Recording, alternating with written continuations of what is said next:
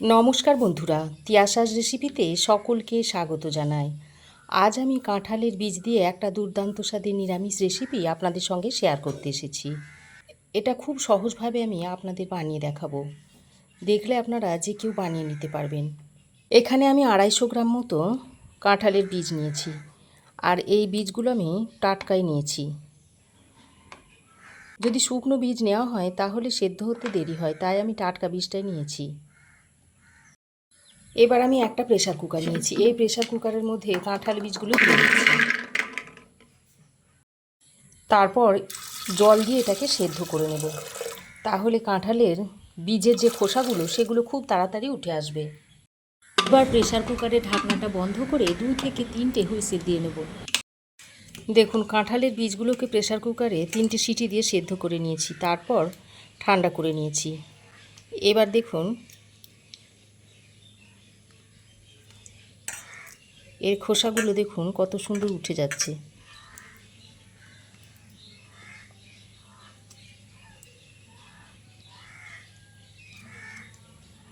দেখুন,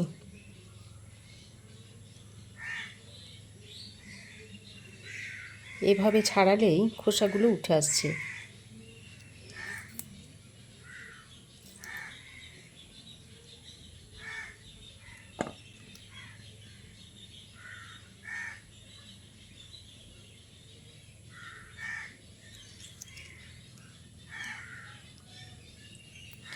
এইভাবে কাঁঠাল বীজের খোসা ছাড়ানো সবথেকে সহজ পদ্ধতি। দেখুন, সবগুলো কাঁঠাল দানার খোসা আমি ছাড়িয়ে নিয়েছি। এবার আমি এই কাঁঠাল দানাগুলোকে এরকম একটা গ্রেটারের সাহায্যে আমি গ্রেট করে নিচ্ছি। যেহেতু কাঁঠাল দানাগুলো আগে থেকে সেদ্ধ করা আছে, তাই গ্রেট করতে খুব একটা কষ্ট হবে না। সব কাঁঠাল দানাগুলো গ্রেট করা হয়ে গেলে এবার আমি 1 টুকরো আদা নিয়েছি। এই আদাটাকেও এর সঙ্গে একটু গ্রেট করে দিচ্ছি। আর একটা কাঁচা লঙ্কাকে মিহি করে কুচিয়ে এর মধ্যে দিয়ে দিচ্ছি। দিচ্ছি স্বাদ মতো নুন, একটু গোলমরিচের গুঁড়ো দিয়ে দিচ্ছি, অল্প সামান্য একটু গরম মশলার গুঁড়ো দিয়ে দিচ্ছি, কালারের জন্য একটু হলুদের গুঁড়ো দিয়ে দিচ্ছি, অল্প একটু জিরের গুঁড়ো দিয়ে দিচ্ছি, কাশ্মীরি লঙ্কার গুঁড়ো দিয়ে দিচ্ছি 1/2 চামচ, আর দিয়ে দিচ্ছি 3 চামচ মতো বেসন। তবে বেসনটা খুব বেশি দেব না, তাহলে আবার কাঁঠাল দানার স্বাদটা আবার পাওয়া যাবে না। এবার সব কিছুকে একসঙ্গে ভালো করে মিশিয়ে নিতে হবে।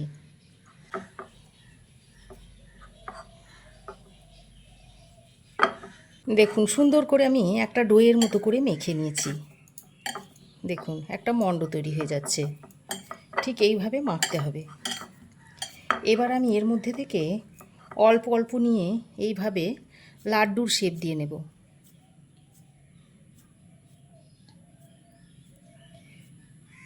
বন্ধুরা, আমার আজকের এই কাঁঠাল দানার দুর্দান্ত স্বাদের রেসিপি যদি আপনাদের ভালো লাগে তো অবশ্যই একটা লাইক দেবেন। দেখুন, এরকম করে তৈরি করে নিলাম। সমস্ত ডোটা থেকে লাড্ডু তৈরি করে নিতে হবে। এটা যেহেতু সেদ্ধ করা ছিল, তাই আমি এর মধ্যে একটু জল ব্যবহার করিনি।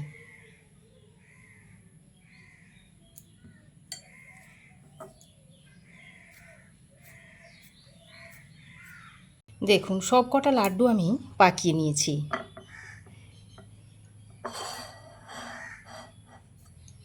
এবার আমি এখানে কিছু গোটা মশলা নিয়েছি মৌরি, একটা শুকনো লঙ্কা, 1/2 চামচ মতো নিয়েছি গোটা জিরে, 10-12টা মতো নিয়েছি গোলমরিচ, আর 1/2 চামচের থেকে একটু বেশি নিয়েছি ধনে। এবার আমি এটাকে শুকনো কড়াই একটু ভেজে নেব। দেখুন, মশলার মধ্যে থেকে হালকা ধোঁয়া উঠতে শুরু করেছে, আর মশলা থেকে সুন্দর গন্ধ ছড়াচ্ছে। আর এই পর্যায়ে গ্যাসের ফ্লেমটা বন্ধ করে মশলাটাকে নামিয়ে আমি মিক্সিং জারের মধ্যে ভরে নিচ্ছি। এবার এটা ঠান্ডা হলে প্রথমে শুকনো অবস্থায় একটু গুঁড়িয়ে নেব। দেখুন, প্রথমে আমি শুকনো অবস্থায় মশলাগুলোকে এভাবে গুঁড়ো করে নিয়েছি। এবার আমি এর মধ্যে দিয়ে দিচ্ছি এই 1/2 ইঞ্চ মতো আদার টুকরো, দিয়ে দিচ্ছি একটা টমেটো, দিচ্ছি 1 চামচ মতো চার মগজ আর 1 চামচ পোস্ত। তারপর অল্প জল দিয়ে দেখুন এই রকম একটা মিহি পেস্ট তৈরি করে নিয়েছি। এবার কড়াই গরম করে দিয়ে দিচ্ছি সাদা তেল। কড়াইয়ের গায়ে তেলটাকে বেশ ভালো করে লাগিয়ে নিতে হবে। এবার তেলটা বেশ ভালোভাবে গরম হয়ে গেলে কাঁঠাল দানার লাড্ডুগুলো এর মধ্যে ছেড়ে দিচ্ছি।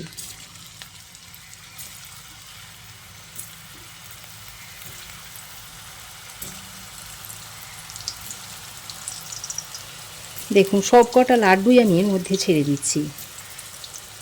কড়াইটা আমার যেহেতু বড় আছে তাই সব কটা লাড্ডুই ধরে গেছে। লাড্ডুগুলো দেওয়ার সঙ্গে সঙ্গে কিন্তু নাড়াচাড়া করব না, তাহলে লাড্ডুগুলো ভেঙে যেতে পারে। এক সাইডটা যখন হালকা কালার এসে যাবে সেই সময় লাড্ডুগুলোকে নেড়ে চেড়ে দেব। দেখুন এক সাইডটা হালকা শক্ত হয়ে এসেছে। এবার এই পর্যায়ে আমি লাড্ডুগুলোকে নেড়ে চেড়ে নিচ্ছি।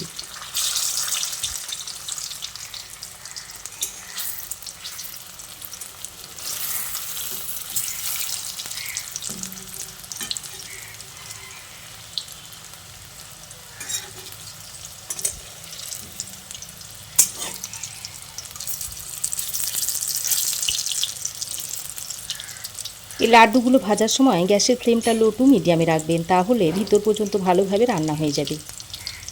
আর হাই ফ্লেমে ভাজলে উপরটা তাড়াতাড়ি কালার এসে যাবে আর ভিতরটাতে কাঁচা থেকে যাবে, তখন আর লাড্ডুগুলো খেতে ভালো লাগবে না। বন্ধুরা, কাঁঠাল দানার রেসিপি আপনারা অনেকভাবেই খেয়েছেন। একবার এইভাবে আমার প্রসেসে কাঁঠাল দানার রেসিপিটা বানিয়ে খেয়ে দেখবেন। আশা করছি আপনাদের খুবই ভালো লাগবে। আর আমরা কাঁঠাল খেয়ে কাঁঠাল দানাগুলো ফেলেই দিই, তো এইভাবে যদি কাঁঠাল দানা দিয়ে রেসিপি তৈরি করে খাওয়া হয় তাহলে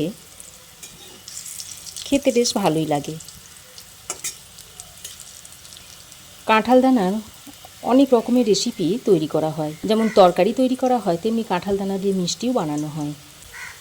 তাছাড়া এই কাঁঠাল দানা দিয়ে বিভিন্ন ধরনের স্ন্যাক্সও তৈরি করা যায়।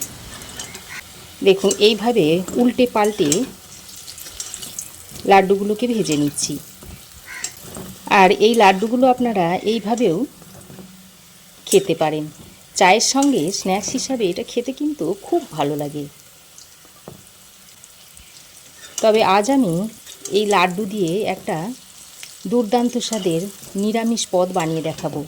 যারা কাঁঠাল দানা খান না তারাও এই পদটা থাকলে একেবারে আঙুল চেটে খাবে।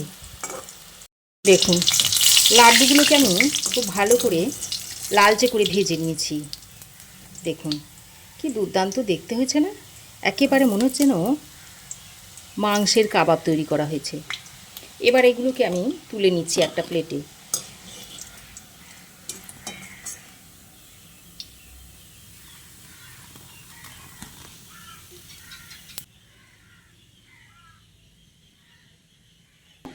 লাড্ডু ভেজে তুলে নেওয়ার পর ওই কড়াইয়ে যে তেলটা আছে ওই তেলের মধ্যে আমি একটা মিডিয়াম সাইজের আলুকে এইরকম ডুমো ডুমো করে কেটে দিয়ে দিচ্ছি। এবার আলুর মধ্যে অল্প একটু নুন আর হলুদ দিয়ে আলুটাকে বেশ লালচে করে ভেজে নেব।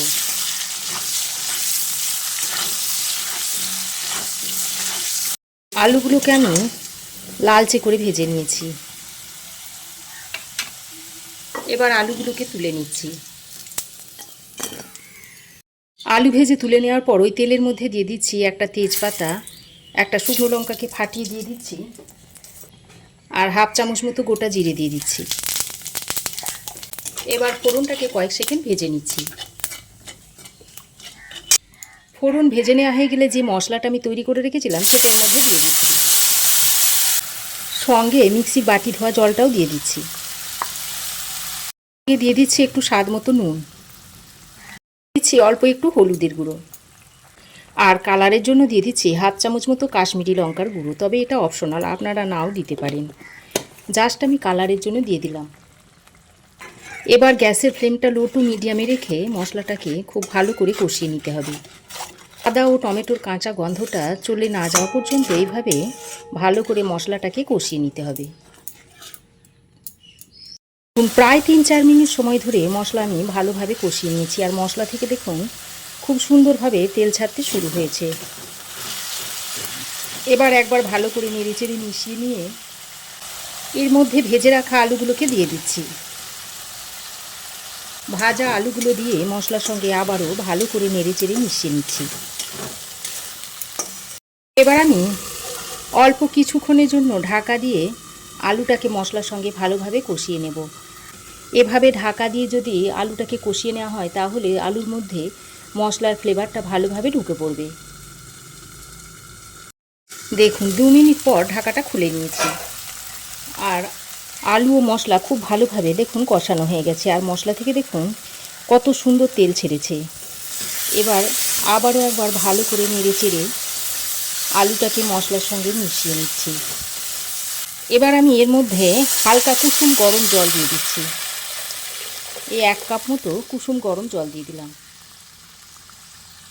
যে কোনো রান্নাতে যদি কুসুম গরম জল দিয়ে রান্না করেন তাহলে রান্নার স্বাদও যেমন বাড়ে, তেমনি রান্নার রঙও সুন্দর হয়। জলটা দিয়ে ভালো করে সব কিছুকে একসঙ্গে নেড়েচেড়ে মিশিয়ে নিয়েছি। তারপর আবারও ঢাকা দিয়ে 3-4 মিনিট মতো রান্না করে নিচ্ছি। এর ফলে আলুটা ভালোভাবে সেদ্ধ হয়ে যাবে। দেখুন 3-4 মিনিট রান্না করার পর ঢাকাটা খুলে নিয়েছি, আর দেখুন আলু খুব ভালোভাবে সেদ্ধ হয়ে গেছে। এবার আমি যে লাড্ডুগুলো বানিয়ে রেখেছিলাম সেগুলো এর মধ্যে দিয়ে দিচ্ছি, তবে সবগুলো দেব না, কিছু রেখে দেব। তারপর আলুর সঙ্গে ভালো করে নেড়েচেড়ে মিশিয়ে নিচ্ছি। তারপর আবারও ঢাকা দিয়ে 2 মিনিট রান্না করে নিচ্ছি। আরও 2 মিনিট ঢাকা দিয়ে রান্না করে নিয়েছি, আর রান্না দেখুন হয়েই এসেছে। এবার আমি স্বাদের ব্যালেন্সের জন্য এর মধ্যে অল্প কয়েক দানা চিনি দিয়ে দিচ্ছি, আর সামান্য একটু গরম মশলার গুঁড়ো উপর থেকে ছড়িয়ে দিচ্ছি। তারপর আরও একবার এইভাবে নেড়েচেড়ে মিশিয়ে নিচ্ছি। এইভাবে নেড়েচেড়ে মিশিয়ে নিলেই তরকারিটা সার্ভ করার জন্য একেবারে রেডি হয়ে যাবে। এটা আপনারা শুধু ভাত দিয়েই নয়, রুটি, পরোটা, লুচি সব কিছুর সঙ্গেই খেতে পারবেন। খেতে অত্যন্ত সুস্বাদু হয়, একবার বানিয়ে দেখবেন। গ্যাসের ফ্লেম বন্ধ করে ঢাকা দিয়ে আরও 3-4 মিনিট স্ট্যান্ডিং টাইমে রাখার পর তরকারিটা আপনাদের সার্ভ করে দেখাচ্ছি। দেখুন আরও 3-4 মিনিট স্ট্যান্ডিং টাইমে দেওয়ার পর তরকারিটা আমি আপনাদের সার্ভ করে দেখাচ্ছি। আপনারাও একবার এইভাবে কাঁঠাল রান্নার রেসিপিটা বানিয়ে খাবেন, আর কেমন হয়েছে কমেন্ট করে অবশ্যই জানাবেন। ভালো লাগলে একটা লাইক ও শেয়ার করবেন। পাশে থাকা বেল আইকনটা অবশ্যই প্রেস করবেন, আর আমার চ্যানেলে নতুন বন্ধু হয়ে থাকলে প্লিজ চ্যানেলটা সাবস্ক্রাইব করার অনুরোধ রইল। আজ এ পর্যন্তই। আবার দেখা হবে নতুন কোনো রেসিপি নিয়ে নেক্সট এপিসোডে। সে পর্যন্ত ভালো থাকবেন, সুস্থ থাকবেন। ধন্যবাদ।